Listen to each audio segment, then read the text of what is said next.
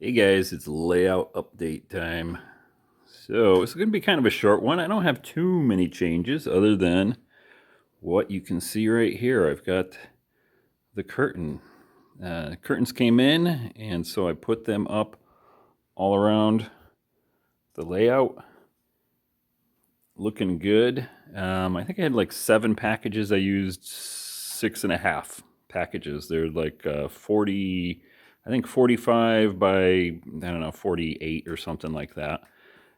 2 panels. They're actually pretty cheap. They were like $17 a package or something like that. So, uh, not too bad. And yeah, definitely dresses up the layout over here, cleans it up a little bit. Nice and clean. You don't see all the junk underneath there. So yeah, that's pretty much it for this layout update. At least what I've been doing on the layout. Basically that. I did want to talk about one other thing. I'm going to talk about some JMRI operations. So I have been kind of reviewing Lance Minheim's book here. Let me bring it out.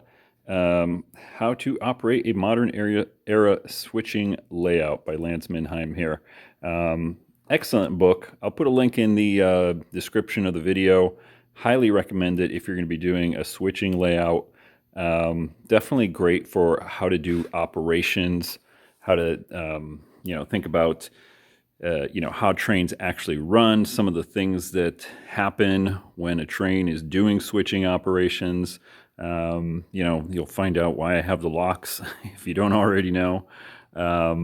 Yeah, very highly recommend that book. But anyway, one of the things as I was reviewing it again was talk. I looked at the section that talked about how the actual trains run and how railroads actually, you know, pick the industries that they're going to be doing at a specific time with a specific train. So generally, the train runs out of the yard, runs into the line all the way around here, right? All the way but down here to Huntington Beach. And you want to try to minimize the amount of times that it has to use a runaround. I guess real railroads see that as wasting time and stuff like that. And so what they'll do is they'll actually only have one train that does trailing spurs all along the line, and then come back the other way and then do the industries that are then trailing spurs. So what I mean is, if we have a train come out of the yard, come down this way, right? This guy here is a trailing spur, right? So locomotive can pull up over here and then back into here, pull the cars, drop them off, drop off any other cars, pick up the pickups kind of thing, and then move on its way. And so on my layout, I have a kind of a unique situation here. Let me get around the trees here. So I have 2 runarounds, right? I have a runaround here, right, along this side, and then I have a runaround over here that starts right there, goes through, well, this is technically Westminster, and then into Huntington Beach right there. But what I figured out is, since I have my JMRI set up to use, the locations are each individual industry, I can select individual industries for a particular train when I do a route. And so what I've been playing around with is, trying to do sort of that thing where I minimize the amount of times the train has to run around. Generally, with one train, it's just once, right? So, for instance, if we come all the way around the layout with a train heading down this way, we stop here. The locomotive decouples, comes around the runaround, and then back here, picks up the train, and then can do all of the trailing spurs. So they would do like that one there, this one here, and continue on back, right? Could actually do, because there's no runaround here, this is the trailing spur when a train's heading this way, back into here for Sanford and Son. And then, again, it splits off with a runaround here, but that's a trailing spur right there. They're on the same kind of spur right there. as you can see. And that's it. And then coming back this way, this would be a facing spur, so it wouldn't do this.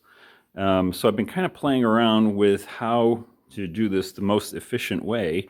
And because I have these two long sort of runarounds, one here, one over there, and I've started calling them the west and the east side, I set up a train that only does industries that are on, say, the west side, right? And then the trains that only do stuff on the east side.